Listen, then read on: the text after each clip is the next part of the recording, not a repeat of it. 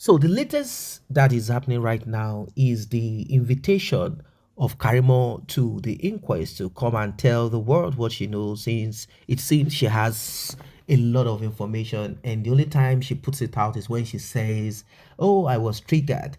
And who is triggering who? My mother and Wunmi and Wunmi's team. Once the fans of Wunmi, once they trigger me, then I will say things such as, do you know that Mohbad was tied using Kayamata and Juju? And do you know that the railings of this and that? So they said, okay, since it seems you have enough data, please come into the court so we can process this data that you have inside of you. And then we can filter and pick out what is needed to get justice for Mohbad. But, questions have been asked by a lot of people. Why is it that Karimo is now being targeted in that way? How come they are not talking about these 15 people who were in Mohbad's house during his spy, during his RIP? And also, how come the nurse that injected Mohbad, the nurse that is supposed to be one of the major center of this whole story of the demise of Mohbad, why? Where is the nurse? They said the lawyer of the nurse is the one that is attending, and we are wondering, how can the lawyer be cross-examined? That suspect, prime suspect, major suspect, the nurse, is to be called in. Now, another shocker that dropped on our desk is this, that Wunmi knows or knew, let me use that, that's what I'm going to use. Wunmi knew that nurse, meaning in the past, Wunmi knew that nurse. And not just that alone, the lawyer of Wunmi and this nurse came to the inquest together, and they said they also know each other. Is it true that Spending is the one that gave Wunmi the nurse's number, and Wunmi does not know that nurse at all anywhere? Well, you are in for a shocker. We are going to hear from Karimo. It's going to be a very strong one. I want you guys to pay attention to it. It's going to be a strong one because talks about Karimo to be forced from the United States, indicted for whatever, I don't know if we are going to say indicted now, because we do not know of any known crime that she has committed, apart from she's saying that I used to be part of these people and I am no longer part of them, and I got into it out of deception. They deceived me. I didn't even know what I was doing. And this matter is serious, like it is serious. So they say Karimo will be extradited to Nigeria.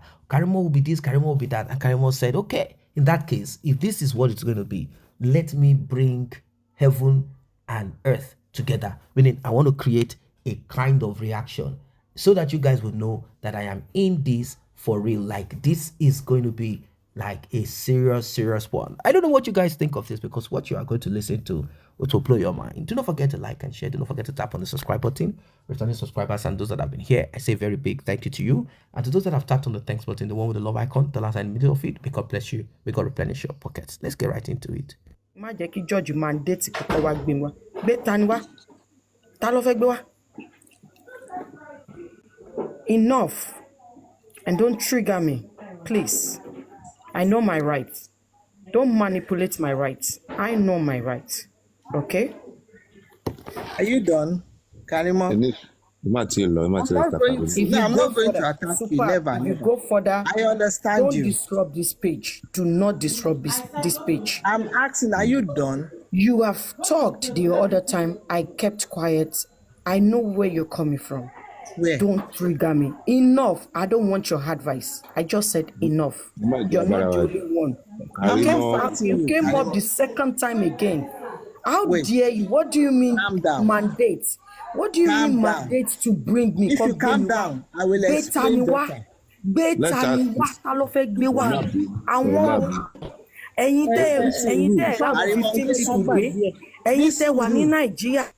That 15 people in Nigeria. You are now saying they will tell them to bring me from where? I want 15 people in Nigeria. Mandate kan gbé wọn wá. You're not saying they will you will trigger me by the I'm not afraid. You said Karimo is afraid. I'm not afraid of anybody, and I know my rights. and my right will not be manipulated. Karimo jọ bàbá ayọkọ mi má àwọn bínú. 15 people tó wà lọ́dọ̀ iṣẹ́ yìí Ẹ má wọ́n gbé jẹ́ ni. ká máa trigger yàn What do kí you yàn má mean bínú. Nigeria yín lè máa dìmú now? What the fuck is wrong with you? Don't Karimo má bínú bóyá àwọn ọkọ ṣe máa kú tẹ̀ níjọ má bínú. Wúmà yìí sọ̀rọ̀ lákọ̀ọ́kọ́ ó tún gùn kéde. Karimo ṣe mọ̀ pé yọ̀ọ̀kọ̀ ni mo jẹ́ ní kẹ́lẹ́. Àkọ́kọ́ tún sọ̀rọ̀ ṣé mo respond? Ó tún gùn kéde. What do you want from me? Who are you exactly? Ìyàwó mi ní kẹ́nẹ́. Ìyàwó mi ní kẹ́nẹ́. Don't manipulate my right to my right. Jọ má bínú ìyàwó mi ní kẹ́nẹ́. Ìkẹ́nẹ́ ló pẹ́ náà. Do you think you are talking to a regular civilian like you? I'm not just a civilian like you. I know my right, so don't manipulate Karimo it. náà. Ẹjọ́ ẹ filẹ̀ má trigger. Karimo jọ má bínú. Ẹ̀lẹ́ Karimo. Ìyàwó wa ń kẹ́nẹ́ má bínú jọ má bínú. Ìyàwó wa ń kẹ́nẹ́ má Bí mo yẹ bínú. gbọ́rọ̀ kalẹ̀ ló jẹ́ kí inú máa bí ẹ ní sùúrù. Jẹ́ kí n ṣàlàyé. A máa ṣàlàyé ó máa yéra wa ní. Sórí, the court has the right, the inquest has the right. Gẹ́gẹ́ bí wọ́n ṣe sọ ní inquest, wọ́n ní pé anybody táwọn bá invite. Àti wà tí ń pẹ́. Ní sùúrù náà, olúbó ti sọ̀rọ̀ tí ẹ jẹ́ kí n náà lè. Ẹ ní ṣoríire. Àwọn tó wà ní tòsí tó wà ní Má ṣe pé o, ṣé mi ló ń ṣe pé wá? Mo máa ṣe fún ẹ, ó dà pé ìpìlẹ̀ rẹ gbà. Wọ́n sọ fún ẹ pé tó wọ́n sọ fún ẹ náà pé tó. Àwọn ní tòbí ká ní fún ẹ. Ìwọ ni kọ́kọ́ Àwọn ló tó ní ní kí negative. ìyálà ìyá ẹ nílé, ní kí ìyálà Calm ìyá ẹ down, ní let me calm down. explain what Ní I kí want to ọkọ ẹ tó explain. ń dún ẹ àtòkó tó fi ń dún ẹ ní kó calm down. I will go that route with you. Yeah. I'm gonna go that route with you. It's okay, it's okay, it's okay. Don't you know when to stop? Karimo is okay. Don't you know when to stop? No. You need to calm down. You know I was talking before you just bump in. Tell And your I think maybe ancestors. you wanted to Tell your say ancestors something. to You calm can't down. just stop me like You that. can't just come here. You came back the second time Karimo again. is not your platform. Calm down. It's not. Is it? I was Likewise, it's saying not something yours. before you Likewise, jumped it is into my not yours. conversation. Likewise, it is not yours. I'm not scared of anybody. But you have no Never right. engage negative. Do not manipulate Never. my right and say the I am not inquest a will mandate them to bring me. I will where? never engage negatively. You just said the inquest will tell them to bring me. Kí n má jẹ́ kó dìgbà tí inquest máa Calm ní down. kó Let gbé me mi wá. explain something. You What is the law? It is the law I'm trying to explain. You went over. You went overboard. You went overboard. You went overboard. Ṣé lórí burúkú ni ẹni ṣé mo béèrè advice lọ́wọ́ ẹ ni? Let me finish. Which law? Law tẹ ní Nàìjíríà tẹ̀ tí rẹ ni tó kú láti sìn. Law tẹ ní Nàìjíríà táwọn èèyàn tó fẹ́ kọ statement tó ń sọ fún wọn pé kọ́ máa lọ. Àìmọye èèyàn ló ti fẹ́ kọ statement tó ń lé wọn tó ń lé wọn. Ṣé ẹjọ́ ẹ fi Karimo lẹ́jọ́ náà ẹ dẹ̀ filẹ̀. What the fuck is wrong with you? A ní Karimo má bínú. Ṣé àwọn ọmọ ọ̀kẹ́lẹ́ lè gba nǹkan ti Karimo má bínú jọ? Wèrè làwọn kúkúrú náà ó ti gun kẹtẹ́lẹ̀ ó sọ̀rọ̀ mo dákẹ́ mi sọ̀rọ̀. Ṣé bí mo ti wà ní comment section for about 2 hours mi sọ̀rọ̀. Mo ti wà ń bẹ̀ for 2 hours mi sọ̀rọ̀ mi type gan. Ó ti gun kan sọ̀rọ̀ mo gbójú. Ó tún gùnkè kò ní da fẹ́ pàtì lọ fún àwọn ọmọ ẹ̀ ń lélẹ̀ pàtì. I understand you. You are passing through a Mo lot ní pé kó mentally. shut the fuck But up calm mi down. ìfẹ́. Shut the fuck up. Stop Ní kí ìyá ẹ̀ shut. Ní kí ìyá ẹ̀ calm down. Ní kí ìyá ẹ̀ Remember calm down. that you are Shut a the fuck lady up. like me. You understand? You I'm need to not be going decent to when calm you're down. outside. You know talking what to you're people doing. anyhow. You know exactly. I will never because negatively you engage with requested you. for Amy, it. You asked because for I am it. more than you. Superb. Ẹjọ́ ní kẹ́ máa advice You òwe filẹ̀ náà. Ẹjọ́ You máa asked for filẹ̀. it. I'm going to give it to Kíkí you. Should let me quiet. finish my own? Like, You don't asked need more for sorrow. it, Tell I'm us. going to give it Ẹ to má you. àdírẹ́sì ọ̀rọ̀ sí mọ́ ẹjọ́. Ẹ má àdírẹ́sì Mi ò ọ̀rọ̀ sí mọ́. address ọ̀rọ̀ sí. Ní ẹni ọ̀rọ̀ mi ló ń sọ náà. Why tó wá mention mi? Why tó mention Why mi? would I not mention? Ṣé olórí burúkú ni ẹni? It's okay. Tẹ́ bá ti see, you should guys be careful èrè when you play on òṣèlú this mọ̀ arrow. ẹ máa ma disguise ẹ. Can you stay out of it? This lady know exactly what she's doing. You don't know me. You And you don't are need to attacking stress me. yourself to know who they Be are. careful. Kò ní dáa fún ẹ, ìyá ẹ ní kó lọ carefully. You did it the first time. I kept quiet pé okay jẹ́ kí n wá tó ti ń bọ̀. The things you will do that Nǹkan will tí make mo you fẹ́ kó regret sọ gangan later. ló ṣe wá Don't sọ do yẹn. Nǹkan tí Don't mo do fẹ́ it. kó sọ gangan ló ṣe wá sọ pé kí n má dúró kán ṣẹ̀ wá mandate ẹ pé kán I'm gbé not mi going wá. to advise her. Somebody say, do I'm not going to Shut the advise her. I was fuck just up. trying to explain You know what? is the You know what? procedure in the inquest. Superb. You need This a dick. place, Go fuck listen, you. Go listen suck to a me. dick. I don't have any personal Go beef against suck a anybody. dick. Not even Superb. You need a understand dick. me. Go I will fuck never someone. condescend to the extent Superb. of, Go fuck someone. You exchanging need a negative dick. words. I will never be exchanging negative words with anybody. I am more than that. I'm very, very clean. Who is meeting me? So please I say you should keep it to yourself. Talk. When I finish, I will You're go. not. If you keep talking about me, I will give it to you. You can talk about J4M, but if you include me again, when I told you to stop, if you still include me, mention my name. You see, when it comes to me talking about you, I will talk. But I'm not going to talk about you now. But if I need to talk about you, I will talk. Just be calm. Let me finish my conversation. Mute me. Why are you muting me for superb? Kí ló dé tẹ́ ń bá sister Tenny run page wọn bẹ́ẹ̀ yẹn? Kí ló dé ṣé sister Tenny máa ń ṣe page wọn bẹ́ẹ̀ yẹn ni? Nikki yálà ìyá ẹ̀ kanda. Me looking at me, you think I'm scared? Me looking at me, type that be scared. No, now let I'm the type that will be scared of someone. Conversation. I was saying something before she entered into it. Or you think I'm not the one to go down for her. She needs to finish. You guys told me to go to her. Nobody. I want legal team either. Anybody. Talk about on this platform. Auntie Tenny, I want to traitors. Alábòsí ló kún un ní please what alábòsí ẹ tó kọ́ Auntie Tenny, what do you think? Ẹ jẹ́ ká ní sùúrù ẹjọ́. Do you know why? Mo tó ṣẹlẹ̀ ẹ jẹ́ ká ní sùúrù. Do you know why I choose not to talk to Baba? Kò sọ̀rọ̀ tí mo lè bá Baba sọ tí kò ní bọ́tà. That's why I didn't talk to Baba. That's why I chose Baba number mi I trust Baba. Mo trust Baba. But ṣé tí n bá sọ̀rọ̀ fún Baba, ṣé Baba ò ní ṣe mistake sọ fún yàn? Sometimes lórí platform yìí o. No, it's okay. Nǹkan kan tí èmi kàn rí dájú ni pé ṣe rí the reasons that ìgbà míì wà tó jẹ́ pé èèyàn lè ní issue tiẹ̀ lọ́tọ̀ but nínú issue tí ẹni yẹn bá ní tí ẹ bá ń rí point mú tí ẹni yẹn bá ní tí ẹ bá ń rí point mú nínú ẹ̀ ṣe get me why did you drop me mo ní kó ní sùúrù mo fẹ́ bẹ̀yàn tí ẹni yẹn jáde torí pé ó padà wá ṣe sorry at least ká tiẹ̀ wá assume pé issue wà láàrin wọn yes ìjà wà láàrin wọn we all know but bíjà bá wà láàrin wọn tó bá jẹ́ àwa á lọ nílọ tiwa ni nka àdàkẹ́ but òun ò lọ nílọ tiẹ̀ ó turn back láti wá expose wọn ṣé bẹ́ẹ̀ mi mo gbìjà yín tẹ́lẹ̀ n tí mo fi gbèjà yín yẹn àṣírí yín tí mo bò yẹn mo ready láti bá yín tú tó bá já wa ni á fi sílẹ̀ á lọ but tó bá padà wá yẹn tó bá wá fi issue títí ẹ̀ tó bá wá fi já ìjà n tó fi expose wọn I think it's okay but ó dẹ̀ pé statement yẹn n ló trigger trauma ẹ̀ mo mọ̀ wípé ẹ jù lọ lọ́jọ́ orí ṣe get me mo mọ̀ wípé àgbàlagbà ni but fún statement yẹn èmi ò bá ní kẹ ẹ bá ṣe sorry for statement yẹn kẹ withdraw rẹ padà. mo ti ṣe sorry lẹ́kọ̀ọ́. mo ti sọ 1,000 sorry fún bíbá yìí pé kò tẹ̀ ní sùúrù. so I think it's okay like that.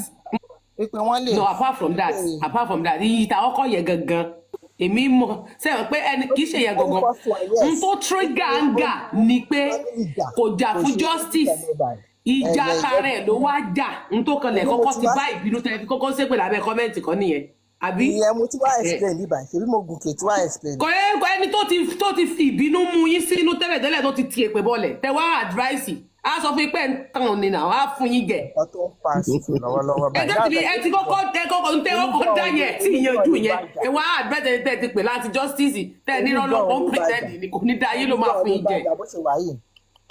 so ẹ má bínú gbogbo yín ẹ má bínú wọn méjèèjì so sorry for that statement. àwọn tán ní kán gbé wá gangan ò wá ìtọ́sẹ̀ máa wá mọ̀ kò possible now. Possible. Mommy Tenny, let me talk to them a little bit. ẹjọ́ ẹ má bínú ẹjọ́ kí n sọ̀rọ̀ kan ẹjọ́ ẹ má bínú ó ní pọ́ìntì mo kò fẹ́ sọ màá dẹ̀ jẹ́ kẹ́ sọ̀rọ̀ iṣẹ́ mọ̀. wá sọ nǹkan tó máa fi fún ẹ lépè sùúrù arábìnrin ẹlẹ́kùnta ló mọ orí ìyàwó yín àti ìyàwó yín dá ló pé ìyàwó yín. mọ́mí jẹ́ ẹlẹ́dàdí jẹ́ máa fún ẹ lépè. calm down ìyàwó please mi my ni mi dear. ò kọ mọ orí di ìkẹ́nẹ́ ni ìyàwó mi ni ọ̀kẹ́lẹ́ lọ́kọ ẹ. That's the right. Do you know how dumb you are, Superb? Superb, do you know how dumb you are? Hey, will you keep know I quiet? Mama.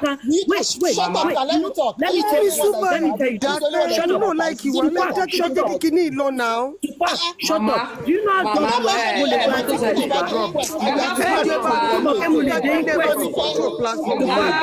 Superb, sísá tẹ́ni ẹ má bínú ẹ fún mi 1 minute ẹjọ́. Ṣé mo kí mo lè dé inquest? Ta ló mú tèèyàn báyìí? Ta ló wà níbí? Ṣé oògùn fẹ́ pàwọ́ tó ń mú tìmí yẹn ni? Ta ló ń gbogbo Mr. Motors ò sí bí báyìí náà? Mr. Motors ni moderator. Àbí? Sẹ́lómi tún wà tó wọ́n. Ta ló mú tì bẹ́ẹ̀ yẹn náà? Ẹ sì ní sùúrù náà. Oògùn máa pa ibo ṣe mute mi yẹn. Ta lẹni tó wà níbi tó ń ké mo tó kù tì yẹn ṣe moderator ni? Màá ra tíkẹ́ẹ̀tì wà ní Nàìjíríà. Màá dẹ̀ dé inquest. Màá dẹ̀ sọ pé gbogbo nǹkan tí mo sọ online irọ́ ni. Kí ló fẹ́ ṣe sí? Màá ní I was under duress nígbà tí mo sọ. Ó yá go and die. For them to extradite me. I will call myself walking and said I was under duress when I said it. I will said it was people like you that pushed me to make me say that. So what do you want to do about that? People like you that pushed me to see how dumb you are? Do you see how dumb you are? Do you see how dumb you are? Do you see how dumb you Ó are? yẹ ẹ jẹ́ ká ní sùúrù, ẹ jẹ́ kí n dá sí. Ẹ jẹ́ ń dá sí. Bí nǹkan tó ń trigger èèyàn, èmi ò bá ní pé àṣà àgbàlagbà. Ẹ jẹ́ ká fílẹ̀ bẹ́ẹ̀. Ṣé bí November náà ti ní kán gbẹ̀yàn wá? Tẹ bá ṣe ń repeat ọ̀rọ̀ yẹn, ó máa bí èmi gan nínú pẹ̀lú pé ká extradite wọ́n máa court ní right. Court tó ń sọ fún wọn nígbà kíní tó sọ fún wọn pé àwọn prime boy o, Darosa o, àwọn tó wà lé pẹ̀lú nurse, if àwọn mẹ́ta náà tẹ̀ ní kán gbé wá kán gbé nurse àti spending àti nurse àti prime boy wá. Prime boy àti spending ti lọ, where's nurse? Wọ́n tí ìgbé nurse wọn gbé wanted, wọ́n ní tí wọ́n bá wá láti November last year ó ti pọ́dún kan November mi la wà ẹ̀ nọ́ọ̀sì ò tí ì dé o nọ́ọ̀sì ò tí ì dé kóòtù o àti ẹ̀gbọ́ àwọn tí wọ́n sí létán ṣe samilari nọ́ọ̀sì tó treat ọmọ tán ní pé kí wọ́n gbé wá several times nọ́ọ̀sì ò gbé ìgbésẹ̀ kóòtù ò ní right tí kóòtù bá mi dánrú ẹ̀ wò máa kọ́ fi èpè wà nílẹ̀ tí mi bá ní ẹgbẹ́ màá ní kán lọ fún mi máa lọ tójú bọ gbogbo ilé ológun tó bá wà lágbàáyé màá ti ní kán bá mi ya adájọ́ yín wèrè ní nǹkan kan láti ọ̀pọ̀ fẹ́ extradite èèyàn àwọn legal team because of pé wọ́n fẹ́ kó mú information wá tí ó dẹ̀ lọ bá wọn tó dẹ̀ ń tú lẹ́lẹ̀ àwọn ni wọ́n kọ orúkọ rẹ̀ máwọn Naira Marley pé kí wọ́n jọ kó wọn wá o kì í ṣe kóòtù màmá mo kàn fẹ́ sọ ni kì í ṣe kóòtù rárá kì í ṣe adájọ́ ò dákẹ́rì mọ́mọ́ ọlọ́pàá Nàìjíríà ò dá sọ́rọ̀ wọn àwọn legal team ni wọ́n kọ lẹ́tà ni wọ́n kọ petition yẹn àbí kí lẹ́ ń pè àwọn náà kọ gbogbo ẹ̀ àwọn ni wọ́n forúkọ ẹ̀ sí is that clear? So kóòtù ò ní right láti dájọ́. Àwọn èèyàn rò pé ẹ̀rù ń bà mí mo mọ right mi you are now telling me pé right mi tí mo mọ you are manipulating my rights. Ọmọ kékeré yankí gan ó mọ right ẹ̀ kó tó wá jẹ́ pé mi one stop they will extradite me. That's a big word. Ìlú tí wọn ò tọ́jú ọmọ sí ti. You think I don't know my rights? I know my rights. Ìlú tó jẹ́ wípé EndSARS ẹ̀ẹ́dẹ́gbẹ́ Kwame síta tẹ̀ wá pa gbogbo àwọn ọmọ ní EndSARS mọ́mí Superb up to today àwọn ìdílé wọn sì ń sunkún lẹ́nu àwọn ọmọ kékeré tẹ̀ pa ẹ̀ wá ní Nàìjíríà. Wọ́n rí nǹkan ṣe sí. Chief Justice Bọ́lá Ìgè ta ló pa ń bolẹ̀ sọ̀rọ̀ ẹ̀ sí. Délé Gíwá tẹ́ ẹ pa. Future Williams Délé Gíwá tẹ́ ẹ fún ní lẹ́tà bọ̀m̀bọ̀ ẹlẹ́rìí àyẹ́sí ń bolẹ̀ sí sọ̀rọ̀ ẹ̀ sí. Superb, let me tell you this. Let me use Showore case as example. At some point, US will send the delegates wọn lọ sí Nigeria kó lọ represent Showore. Yes, tòótọ́ ni. If that be the case, US will represent me if that be the case. I'm not just a civilian here. London, don't forget. Anybody bá fẹ́ travel láti London tó jẹ́ citizen. Mo ń bọ̀ náà Karimo. Anybody bá fẹ́ travel láti London pẹ̀lú pálí pupa wá sí Nàìjíríà. Ẹ lọ kọ́kọ́ lọ register ní Eleke Crescent ní pẹ̀lú consular ẹ lọ síbẹ̀ lọ register pé mo wà nínú ìlú. Should in case if anything happen, embassy will dìde wọ́n mọ̀ wọ́n á mark register pé ti wọlé sínú ìlú ní Nàìjíríà tí ò wúlò tí wọ́n mọ̀ kankan. Embassy Dubai ní Nàìjíríà tó wà ní Dubai àwa la dá kalẹ̀ nígbà tó máa kọ́kọ́ bẹ̀rẹ̀ àwa la kọ́kọ́ bẹ̀rẹ̀ àwọn Nàìjíríà tí ò mọ̀ l'Abu Dhabi àwa tá a bẹ̀rẹ̀ ni Nàìjíríà kí ni Chambers of Commerce wọn ní Dubai àjọ bẹ̀rẹ̀ ni I'm part of the member. Grand member ìlú tí ò wúlò. Mo protect ìlú yẹn nítorí ìlú mi ilé join 419. Mo ń protect orúkọ. Ní ìjà orogún téèyàn rí láyé ṣó ní léèyàn máa dùn sí ìyá ẹ̀. So mọ́mí superb ẹ gbàgbé nípa ẹ má jẹ́ kí Sátánì ráyè láàrin wa. Ẹ jágbà wípé kínní yìí ara èdè àwọn anti-justice wèrè ní gbogbo wọn. Ẹ ṣe gan màmí tẹ èmi ò tẹ ń ṣe irú èèyàn bẹ́ẹ̀. Ẹ mo mọ̀ ẹ gbọ́ mo ṣe mo ẹgbà tẹ kọ́ sọ̀rọ̀ lẹ́kọ̀ọ́ mo alice yín bet mọ́mí J ẹ gbàgbé nípa ẹ ẹ gbàgbé nípa Christianity or no Christianity when someone tell you to stop learn how to stop ẹ máa gbọ́ mọ́mí J please hold on learn how to stop. mọ́mí J hold on please hold on mọ́mí J ṣẹ́rí kò sẹ́ni nǹkan tí mo sọ kò sẹ́ni tí rẹ̀ lé ṣé mo pé nǹkan tó ń ṣe fọ́mọbìnrin yìí tó ń ṣe fún mọ́mí J yìí bíi pé kéèyàn wọ́n mọ̀ fẹ́ fún ní depression ni wípé òkè ó máa ṣírí wa bàbí ó wá kẹ̀yìn sí wa nígbà téèyàn lòun ò lọ́wọ́ sí ẹ̀jẹ̀ ẹlẹ́jẹ̀ ẹ̀jẹ̀ aláṣẹ. tó tẹ̀ ṣe fún ló ṣe bíi bí àwọn fámìlì ẹ̀ bá sórí ẹ̀ fún blọ́gà. ẹ máa gbọ́ nǹkan tí mò ń sọ náà ẹ máa gbọ́ ara nǹkan tí mò ń ṣàlàyé pé ìyá wèrè tó mú ọmọ tó bínú ẹ̀ ọmọ ókè gbogbo àwọn tí ìyá yẹn ń ro ẹjọ́ ọmọ yẹn fún sìn tó lọ ń ta sórí ọmọ yẹn fún wọn yẹn ṣé tó bá dọjọ́ alẹ́ ṣáwọn yẹn máa rí if anything should happen to that woman nobody will recognize her. All those people tó jẹ́ pé ó rò pé òun lọ ń bá even ìyá Túndé ẹja sòtọrọ fúnra wa mélòó ni mo lọ rántí ọmọ ẹ̀gbọ́n ọmọ àbúrò kan so ẹ fi wọ́n lẹ̀ àwa ni ká mọ ibi tá à ń lọ mọ́mí J èmi mọ̀ pé Ọlọ́run wà pẹ̀lú ẹ tọ́lọ́run ò bá sí pẹ̀lú ẹ ni àìmọye àwọn tó ti ṣìnà bẹ́yẹn tí wọ́n tètè padà sójú ọ̀nà ṣe rí ọmọ Ọlọ́run wọ́n ní kàkà kó ọmọ olóore jì sí kòtò mọ̀nàmọ́ná ṣiṣẹ́ ìmọ́lẹ̀ mo ti pòwe yẹn rí lórí ìkànnì yìí nígbà tá a sọ̀rọ̀ yìí náà ṣe rí Ọlọ́run mọ̀ọ́mọ̀ ẹwà kan wà nínú mọ́mí J tọ́lọ́run kankan wà nínú ayé ẹ̀ tọ́lọ́run nífẹ̀ẹ́ ṣóyẹ yín òun lọ́lọ́run ṣe darí ẹ̀ kúrò lọ́dọ̀ wọn jẹ́ kí n gba ọkọ ọmọ òṣì so Ọlọ́run á di gbogbo wa mú o mọ́mí superb mọ́mí J. so yẹn ni bébí ṣe mọ̀ níbi tí ọ̀rọ̀ dé dúró tó bá dẹ̀. Welcome back. Well, it is quite obvious that Karimo is aware of the invitation for her to be part of the inquest by Mohbad's father's legal team. They want her to come and share her thoughts, her opinion, what she knows, what she saw, and what she did not see. She'll be cross-examined. And she said, yes, I'm coming, even without being invited. I want you guys to know. And moreover, if I refuse to come, I know what to do. Do you guys think that you're dealing with just a civilian like yourself? This is Karimo priding herself to be part of the American security something. You know, there is she says she belongs to something anyway. National Guard. That's what she calls herself. That I'm part of the National Guard. And she said she can go protest. You know, a lot of Americans pride themselves with this. I know what my country can do for me if I am in problem, if I am in trouble, regardless of my dual nationality, which is something. I know what my government can do for me. I know what my government can do for me. So she's also priding herself, saying, I am a United States citizen, and there is nothing anyone can do about my citizenship. I am this, I am that. If I wish to come, I can. What if I come and I say, I don't even know what I was saying, that I spoke out of duress, and that none of the things that I said are true? Are you guys going to hold me? Now, what does that tell you? It means that all of the utterances of Karimo, none of it is with evidence. And we deal with evidence. So do not let us get carried away. Evidence are important. Whatever it is that she is saying might point people into certain direction to investigate and then come with evidence. If there is no evidence, then it is just a social media, kind of sensationalism. That's what it is, nothing more. So if she can go and say all I said is not true, it means that she herself cannot produce evidence to that effect, to whatever it is that she's saying, or she's not willing.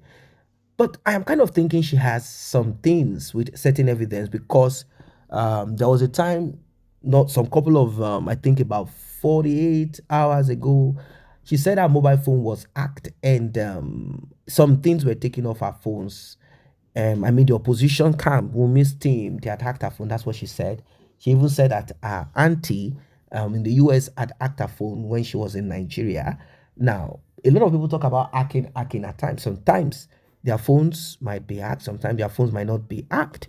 But because someone found a way to get information about them, then they are like, when did this person get access to this information? The truth of the matter is this. The truth of the matter is this.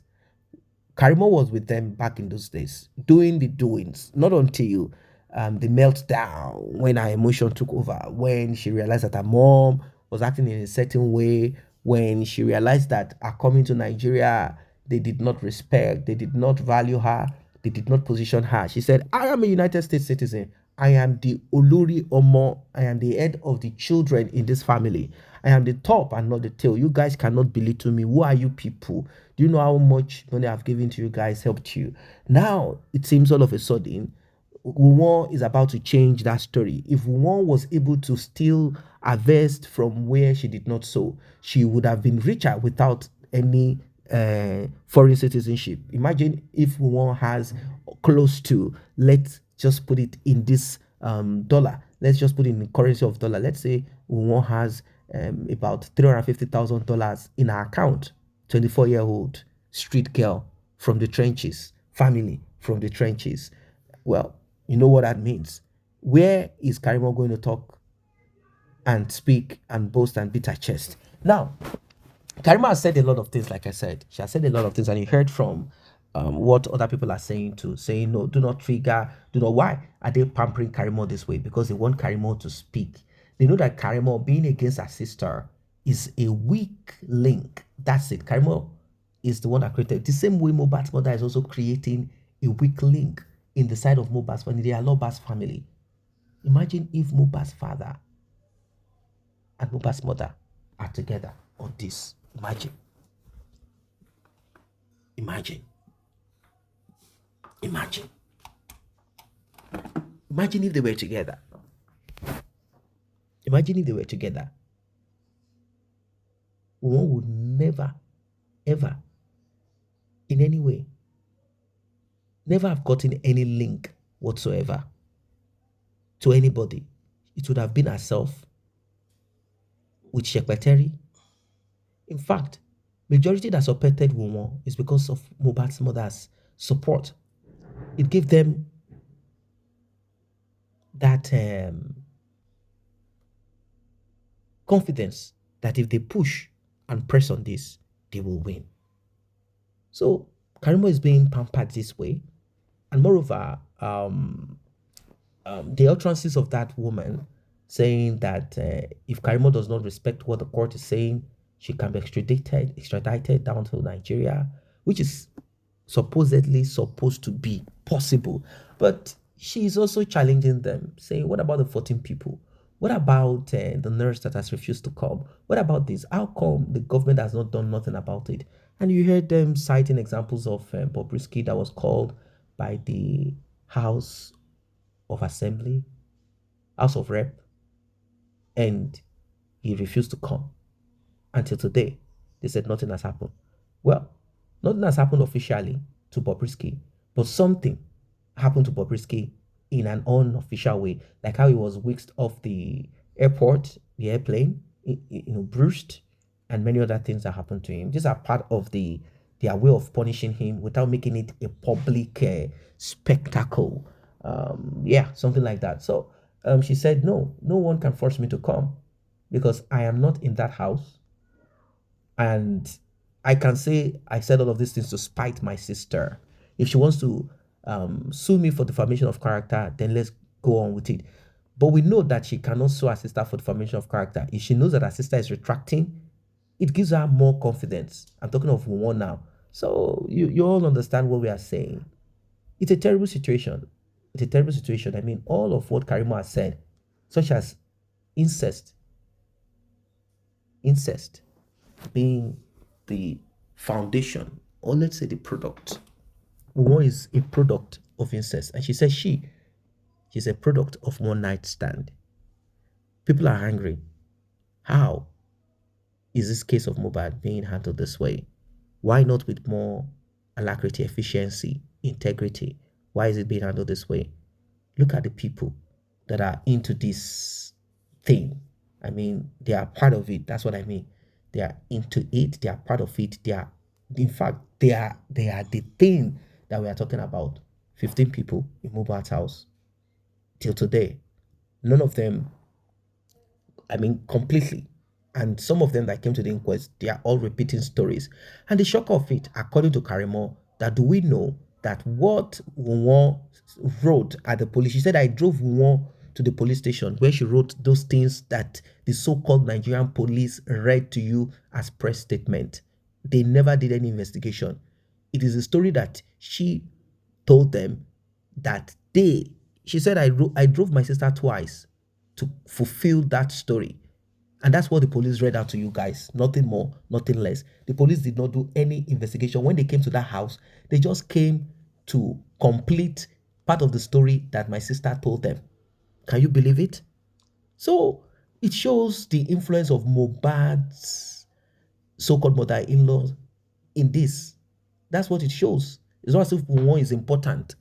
She had already made, she had already taken steps and made things impossible from the beginning. But it's not as if she's highly placed and she's number one, whatever. No, no, no, no, no, no. That's not what it is. They already concluded that part like, okay, let's cover for our own. Let's manipulate and cover this case for our own. That's why we are still pending on this justice. But regardless, whatever it is that they've done or not, we are still standing strong. And this justice for Mohbad will be gotten. It will be gotten as long as we remain focused and resolute on it. So, triggered or not triggered, yes, someone might pick offense, or if certain words are used against such persons. If people have to say certain things, they have to say it appropriately so that we can get the right results. But I am not saying that Karimo should be pampered. It's quite unfortunate that certain people are privy to certain things that they are willing to share. She said it that, well, when I discovered certain things and I saw certain things and I realized that they were hiding and covering certain things from me. And also, I saw the attitude and behavior of Mohbad's mother towards my sister. I knew that there's more to what the eyes can see. So if Karimo should or will be invited, of course she has been invited already anyway, and she says she's not working with Mohbad's father's lawyer and that she's not coming anywhere, but now she says she's coming, The thing is this, Mohbad's mother must also be part of this because of the audio recordings that we've heard so far. What are your thoughts about this one? What do you think is the way forward? What about what you heard from Karimo? Is she making sense or not? Drop it in the comment section. See you in the next update.